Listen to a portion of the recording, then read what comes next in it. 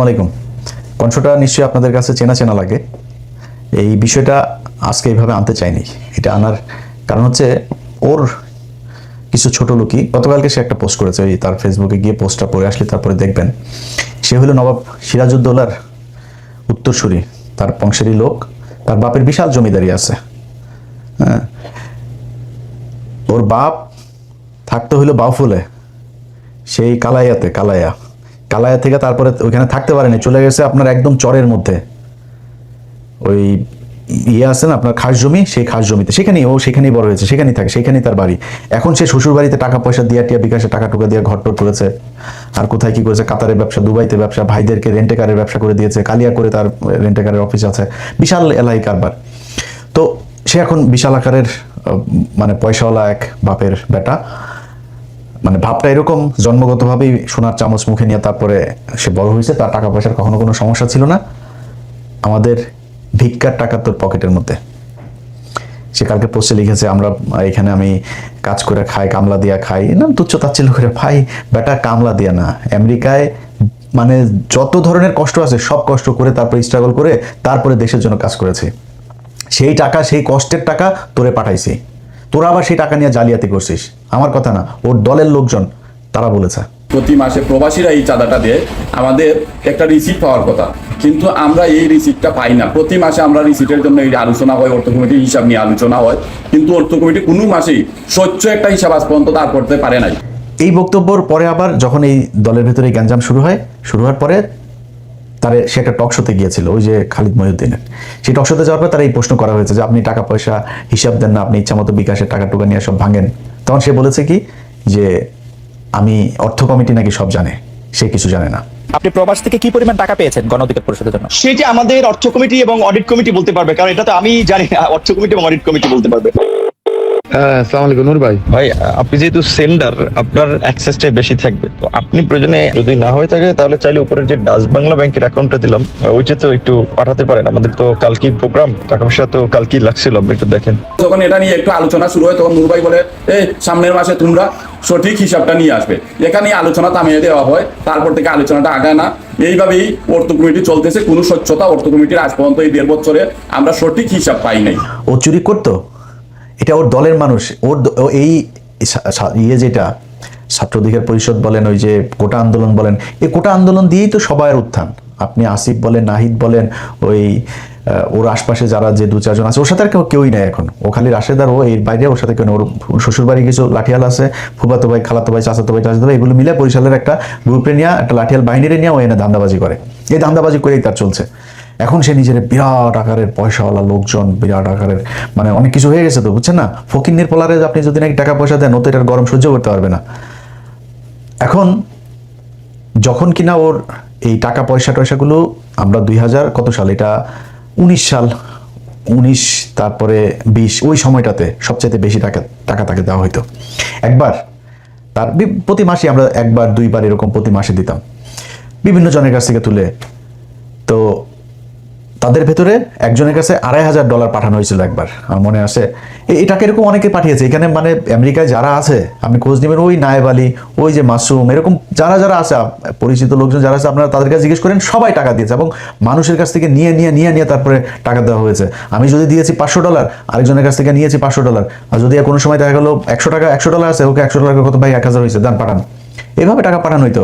সেই টাকা $2000 তাকে পাঠানো, তখন $85, $84, $86 এরকম $1 রেট পাঠানো হইলো। সম্ভবত মনে হয় বাংলাদেশি টাকায় 2 লাখ বা এরকম কিছু, আমার মনে নাই। বাট $2500 আমরা পাঠিয়েছিলাম, 2500। এই টাকা পাঠানোর পরে এখন হঠাৎ করে এই নুরু ফোন দিচ্ছে যে ভাই টাকা তো আসেনি। টাকা তো পাঠানো হয়েছে, ওর সাথে নামটা আর বললাম না ওইটা। এরপরে সে ধরা খাওয়ার পরে বলতেছে, ভাই আমার বাচ্চা হয়েছে, ওয়াইফের ডেলিভারি, হসপিটালের বিলে টাকাটা খরচ হয়ে গেছে, আমি এটা খরচ করে ফেলছি। পরে আবার পাঠাইছি আমরা। এরপরে আবার ফের এই তুলে তারপরে তাদেরকে টাকা পাঠানো হয়েছে। নুরু এত সহজ না। আমেরিকার জীবন, আমেরিকায় আসে আর টাকা গাছ থেকে পড়ে যায় এরকম না। এখানে যারা স্যুট টুট পরেও বাংলাদেশে যায় না, এরা এখানে কে কি করে, তো 14 গোষ্ঠীর মধ্যে মনে হয় আমেরিকা কেউ থাকে না। থাকলে জিজ্ঞেস করিস। ফকিন্নির বাচ্চা, তুই যে ভাব মারিস এখন, তোর যদি টাকা পয়সা সারা জীবনে যদি তুই বাংলাদেশের সালমান এফ রহমান হইস, তা আমরা বুঝবো তুই যে ফকিন্নির পোলা, তোর বাপ চরে থাকতো। তোরা এই কালায়া থেকে যায়, তারপরে তোর থাকার ঘর ছিল না, সেখানে কালায়া থেকে থাকতে, এটা আমরা জানি। এটা তুই কি ঠিক করে করতে পারবি? এই কথাগুলো আজকে আনতে চাই নেই। ওর ইদানিং দেখবেন চলাফেরা, ওর পাঞ্জাবি মানে নতুন নতুন পাঞ্জাবি, তারপরে হাঁটার যে ধরন, হাঁটার ভাবটা দেখলে আপনি বুঝবেন যে ফকিনীর পোলাদের টাকা পয়সা হইলে কি হয়, এটা এরে দেখে ভালো করে বুঝবেন। তো তার মূল কাজটা যেটা, সেটা হচ্ছে এখন যেটা হয়েছে, সে মূলত একটা ভাব ধরতে চাচ্ছে, একটা সুশীল একটা ভাব ধরতে চাচ্ছে। মাঝে মাঝে দেখবেন মবের বিরুদ্ধে কথা বলে, মব হচ্ছে এই সে এরকম কথাবার্তা বলতো, দেখতেন না? অথচ ওর এই যে কিছু ওর এই বাউফল, তারপর কি বলে কালায়ামালা এইসবের কয়েক জায়গার গলা চিপার কিছু পোলাপানে নিয়ে ও এখানে ঢাকা শহরে মাস্তানি করেছে। এই 5 তারিখের বহুত মানুষের, আওয়ামী লীগের লোকজনের ব্যবসা প্রতিষ্ঠান, বাড়ি ঘর, এগুলো তো কালকে পোস্ট করেছে, আমি করেছি। ও যে কাজগুলি ও করে, এই কাজগুলো আমার উপর দিয়ে চালিয়েছে। তুই নুরু শোন, তোর একটা কথা বলি, তোর কোনো বাপের যদি কোনোদিন জানতে পারিস যে ইলিয়াস কোনো ব্যবসা প্রতিষ্ঠানে কোনো কারোর কাছে যায়, তারপরে চাঁদাবাজি করছে, কারোরে তদবির করে করছে, এটা বদলি করা তো পরের কথা, তদবির করছে কিনা তুই এটা খোঁজ নিস, যায় কারোর কোনদিন করছে কিনা। যদি একটা দেখাইতে পারিস, নিজের জুতা দিয়ে নিজের গালে লাগাবো। তুই তোর মতো মনে করিস তুই সবাই রে, সে এগুলো কালকে পোস্টে লিখেছে। প্রথম 5 তারিখের পর আন্তর্জাতিক অপরাধ ট্রাইব্যুনালের চিফ প্রসিকিউটর তাজুল ভাই এখন তো আপনারা সবাই পাবেন খুব সহজে। তাজুল ভাইরে জিজ্ঞেস করেন, তাজুল ভাই ফোন করলো, ইলিয়াস এই বেয়াদব কয়েকটা উচ্ছৃঙ্খল পোলাপান নিয়ে এসে তারপরে এরকম বলছে, সে আমারে বলতেছে 1 মিনিটও চেয়ারে বসতে দিবে না, কারণ কি তার লোক ওইখানে নিয়োগ দিতে হবে প্রসিকিউটর হিসাবে তাজুল ভাই অফিসে। তাজুল বলছে না, এটা তো আপনার কথা মতো হবে না, সরকারের এটা নিবে, পদক্ষেপ নেবে, সেটা সরকারের ব্যাপার, এটা আপনার ব্যাপার না। তাজুল ভাই স্টেট কার্ড কথা বলে আইছে।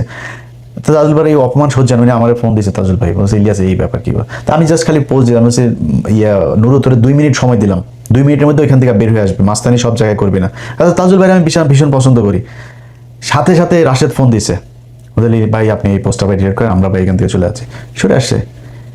আচ্ছা, স্বাস্থ্য মন্ত্রণালয়ের একজন স্বাস্থ্যমন্ত্রী একজন ব্যক্তিগত সহকারী ছিল। সেই ছেলেটা একজন জুলাই যোদ্ধা, তার হাত দিয়ে বহু জুলাই এই যুদ্ধে আহত বহু মানুষকে সে এই সুস্থ করেছে। এইটার কারণেই তাকে এই মন্ত্রীর পিএস বানানো হয়েছিল। সে বহু পোলাপানকে, সে রাশিয়া থেকে আপনার এমবিবিএস করেছে, যে কারণে রাশিয়ায় তার অনেক এই মেডিকেলে আপনার অনেক প্রফেসর এরা ছিল, ভালো ভালো হসপিটাল ছিল, সেগুলি সে চিনত। সে বিভিন্ন রোগীকে নিয়ে গিয়েছে।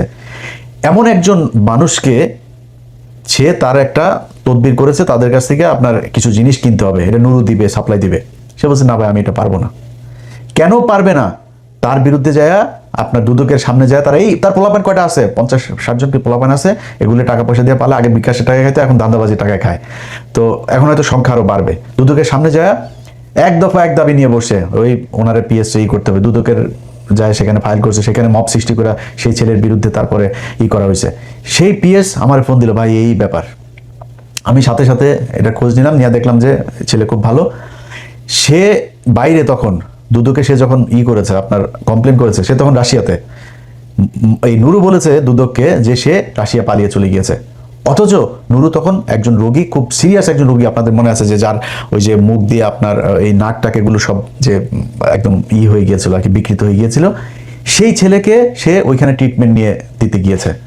সেই ছেলেরও বক্তব্য আমাকে পাঠিয়েছে, শোনেন আপনারা। আমি শ্রীকন্তাম্ব ভগবান এমনিতে সবাইকে দাদা নমস্কার ও রচ্ছে ভাগবতদের আসসালামু আলাইকুম।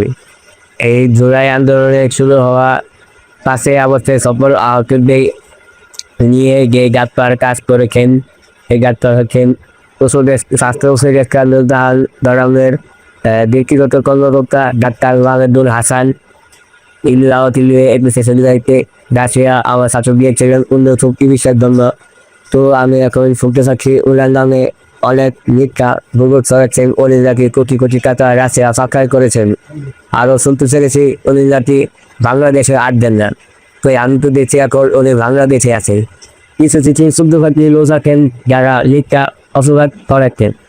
আমি তাই এসবের সঙ্গে এখন দেখতে বলতে চাই যে তারা যেন একজন মানুষকে কাটিয়ে থেকে বরখাস্ত করা দেয়, যেন থেকে শিক্ষক নিয়ে করি। কারণ এই বিষয়টি কিছু করলাম, তাহলে এটা আমাদের দেশের জন্য খুবই দুঃখজনক।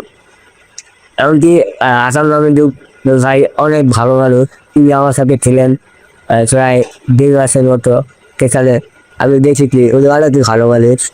আচ্ছা, এরপরে হলো তার এলাকার আপনার কালাইয়া, সেখানে আপনার গলাচিপায়, সেখানে আপনার করছে। গলাচিপাতে ওইখানকার ইউএনও ছিল, সেই ইউএনওর কাছ থেকে 72 লক্ষ টাকা একদম 5 তারিখের পরপরই 72 লাখ টাকা খেয়ে দিয়েছে। সেই খাওয়ার আবার একটা কঠিন কৌশল করে তারপরে সে খাইছে। ওই লোক আওয়ামী লীগের লোক, তারা বলছে আপনারা আমি রাখবো, আমি কি পাবো? তখন সে একটা সিস্টেম করছে যে নুরুকে সংবর্ধনা দিবে। এই সংবর্ধনার কথা বলে 72 লাখ টাকা খরচ করছে একটা সংবর্ধনার পিছনে। এটা সেই ইউএনওর সেই ইয়ের মধ্যে এখনো পর্যন্ত আছে। অতএব সেইখানে যখন 72 টাকা খরচ করতে হলে তো একটা হিসাব খরচটাও দেখাইতে হবে। প্যান্ডেল করছে, বিশাল এক প্যান্ডেল, এই যে প্যান্ডেল আপনারা দেখতেছেন, এইটা লোকজন নাই, খালি জায়গা। নুরু যায় থাকবে, এক রাত থাকবে, এক রাতের জন্য একটা এসি কেনা হয়েছে। সেই এসি রুমের মধ্যে নুরু থাকবে। নুরুর বাপ তো হইল গিয়ে জমিদার, নুরু জীবনে তো এসি ছাড়া ঘুমায় নাই। নুরুর জন্য এসি কিনতে হয়েছে এক রাতের জন্য। এই এসি মিসি কিনা আমার কাছে ওই পুরো এই কাগজ আছে, এই যে তালিকা দেখছেন, এই বিভিন্ন নামে দেখায় টোটাল প্রায় 73 লাখ টাকা সে এখান থেকে উঠাইছে। এই টাকাটা পুরা নুরু মেরে দিছে। এইভাবে সে এই 5 তারিখের পর থেকে পুরা সময়টাতে সে আপনার নানান ধরনের টাকা লুটপাট করছে। তো এই ফকিন্নির পোলার আপনার পা থেকে মাথা পর্যন্ত পুরাটাই দুর্নীতি, অনিয়ম, মানুষের টাকা আত্মসাৎ, এটাতে ভরা। সে জীবনে কোনোদিন আওয়ামী বিদ্বেষী ছিল না, সে আওয়ামী বিরোধী জীবনও কখনো ছিল না। তার রক্তের মধ্যে আওয়ামী লীগ।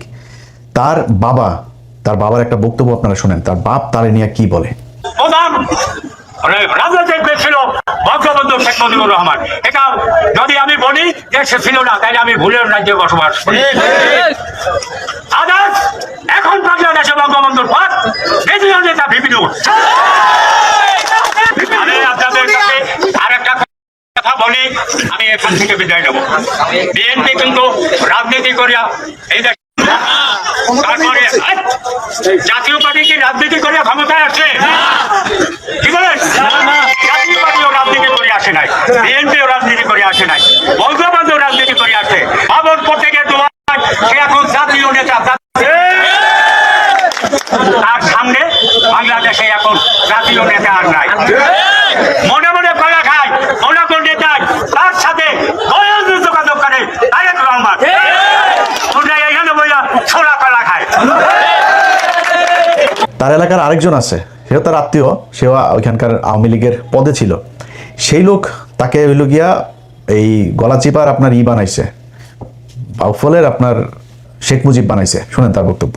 যিনি এই সারা বিশ্বে যাকে চেনে তিনি হলো নূর ভাই।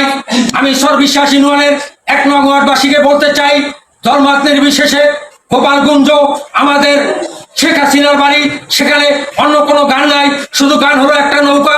আমাদের এই 10 মিনিট গলাচিপা, আমরা তরে ভোট দেবো না, আমরা ভোট দেবো চলে। আমাদের গান হলো একটা, সেটা হলো সর্ববিশ্বাস ইউনিয়ন কিন্তু গোপালগঞ্জ নামে পরিচিত। আপনারা তার শেখ হাসিনার সাথে যেদিন সে কিনা ওই যে ভিপি নির্বাচিত হয়, ভিপি নির্বাচিত হওয়ার পরে শেখ হাসিনার সাথে তো নিশ্চয়ই আপনারা তার বক্তব্যগুলো শুনছেন। আমি আজকে আবারও আপনাদেরকে শোনাই, এটা হয়তো অনেকেই মিস করে গেছেন। সেখানে বক্তব্যটাকে আমরা শুনে আসি। আমিও যেটা বলেছি যে আমি ছাত্রলীগের কর্মী ছিলাম না, শুধু ছোটোখাটো একটা নেতাও ছিলাম, হলের পোস্টেড ছিলাম। আর আমি বিভিন্ন প্রোগ্রামে গিয়েছি, আমি দেখেছি নেত্রীকে ঢাকা মেডিকেল যখন বার্ন ইউনিটে বিএনপির আন্দোলনের সময় যখন আছে বিভিন্ন অকারেন্সগুলো ওঠে, তখন তিনি গিয়েছেন। আমরা রাস্তার পাশে দাঁড়িয়েছি, তাকে দেখেছি গাড়ির কালো গ্লাস থেকে, স্পষ্ট দেখতে পাইনি, টিভিতে দেখেছি। আর আজকে দেখার পরে আমি অনেকক্ষণ চেয়ে রয়েছি। আমি 2.5 বছর বয়সে আমার মা মারা যায়, আর আমার ছোটো ভাইকে এখানে এসেছে, ওর বয়স ছিল তখন 1 বছর। আমার মায়ের এটা আমি যতটুকু মনে করতে পারি, আমি সেটা খুঁজে পেয়েছিলাম আমার প্রাইমারির একজন শিক্ষিকার মধ্যে, আমি যেই প্রাইমারিতে পড়েছি।